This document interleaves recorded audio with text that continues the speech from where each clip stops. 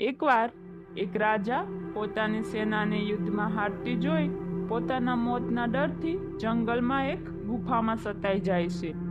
ત્યાં તેમણે જોયું તો એક મકડી દિવાલ પર વારંવાર ચડી રહી હતી. થોડું ચડે ત્યાં પડી જાય. ફરીવાર તે પ્રયત્ન કરે પરંતુ તે નિષ્ફળ જાય છે. છતાં પણ તે હિંમત હારતો નથી અને પ્રયત્ન કરતી રહે છે અને અંતે તેમને તેમાં સફળતા મળે છે. રાજાને તે મકડીને જોઈ પ્રેરણા મળે.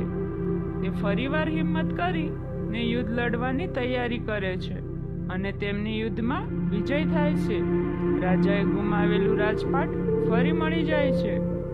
આમ આ વાર્તામાંથી આપણે એ બોધ મળે છે કે જીવનમાં ગમે તેટલી વાર નિષ્ફળતા મળે પરંતુ ક્યારેય હિંમત હારવી ના જોઈએ.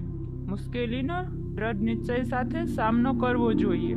હંમેશા પ્રયત્ન કરતા રહેવાથી એક દિવસ સફળતા અવશ્ય પ્રાપ્ત થાય છે.